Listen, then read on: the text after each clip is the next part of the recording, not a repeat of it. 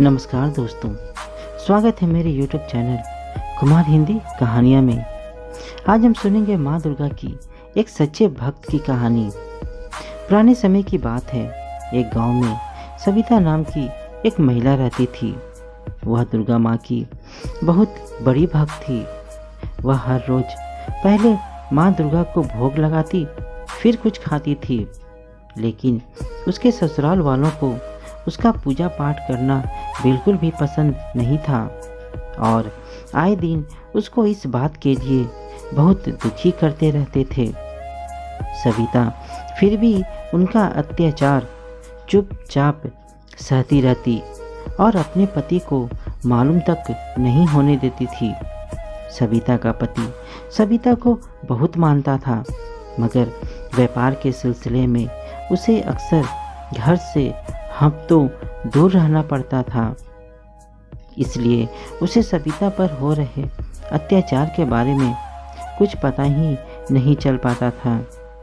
इस तरह कुछ दिनों में ही माँ दुर्गा की नवरात्रि आ गई तो सविता ने अपनी सास से कहा, मैं 9 दिन माता रानी का व्रत रखूंगी ताकि हमारे घर में सुख और शांति हमेशा बनी रहे। यह बात सुनते ही सविता की सास ने सविता को खूब मारा और कहा, हम ये सब नहीं मानते और तू क्या माता रानी की पूजा करके हम पर जादू टोना करना चाहती है? तू क्या सोचती है कि माता रानी की पूजा करने से हमारा घर भर जाएगा और घर में सुख और शांति होगी? आज तक हमने किसी भगवान को नहीं माना, फिर भी देखो हमें किसी चीज़ की कोई कमी नहीं है और न ही धन दौलत की। तब सविता ने कहा, माँ जी ऐसा मत बोलिए, कहीं माता रानी को बुरा ना लग जाए। अगर आप नहीं चाहती हैं तो मैं व्रत नहीं करूँगी, मगर ऐसा मत बोलिए। इतना सुनते ही सविता की सास हंसने लगी और बोली, जा तेरी माता रानी मेरा क्या कर लेंगी, और आज के बाद तो उस माता रानी का नाम भी इस घर में मत लेना, वरना मुझसे बुरा कोई नहीं होगा।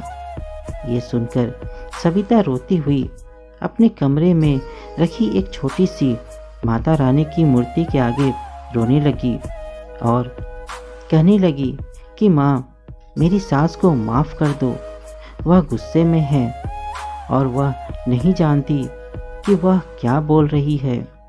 अगले ही दिन माता रानी का पहला नवरात्रा था और रात में सोने वक्त सविता की सास को बेचैनी सी होने लगी। वह सो ही नहीं पा रही थी। जैसे तैसे उसकी आंख लगी तो उसे एक बहुत बुरा सपना आया कि बहुत सारे शेर उसके तरफ उसे खाने के लिए आ रहे हैं और जैसे ही एक शेर उसे खाने के लिए कूदा, वैसे ही उसका सपना टूट गया और डर से उसकी तबीयत खराब हो गई। तभी रात को किसी ने दरवाज़ा खटखटाया तो देखा दरवाजे पर सविता का पति खड़ा था, जो बहुत घबराया हुआ था। सविता ने पूछा, क्या हुआ आपको? तभी वह रोने लगा और कहा कि अपने गोदाम में आग लग गई है और सारा सामान जल गया। सविता ने कहा, यहाँ माँ जी की भी तबीयत खराब है। सविता का पति जल्दी से जाकर किसी वैद्य को बुलाकर लाता है। थोड़ी देर में उसकी माँ को थोड़ा आराम मिलता है, लेकिन वो जब भी सोने की कोशिश करती उसे वही शेर वाला सपना आ जाता। तब सविता की सास ने अपने बेटे से कहा, तेरी पत्नी ने हम पर कोई काला जादू किया है, इसलिए मुझे बार बार शेर के सपने आ रहे हैं और आज तेरे गोदाम में भी आग लग गई।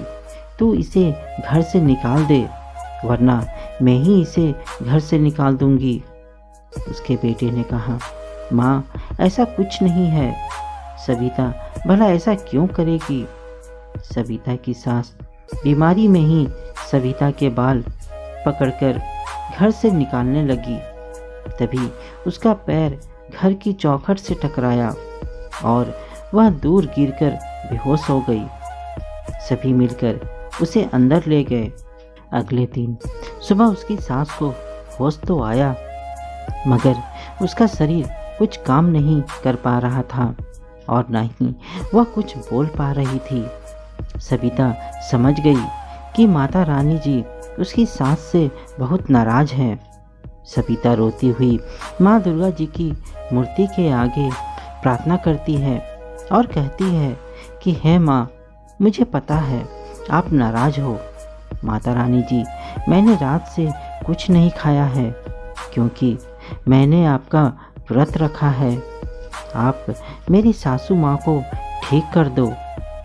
जैसे जैसे सविता व्रत रखती, उसकी सांस भी ठीक होती गई। अष्टमी के दिन उसकी सांस बिल्कुल ठीक हो गई थी। उसकी सांस भी अब समझ चुकी थी और नवमी के दिन उसने खुद माता रानी के गीत और भजन करवाए और माफ़ी भी मांगी।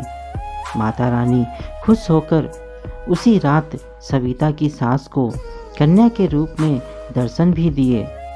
अब सविता का जीवन बहुत खुशहाल हो गया था और अब उनका पूरा परिवार ही माता रानी जी को खूब मानने लगा और घर में अब सुख और खुशहाली थी।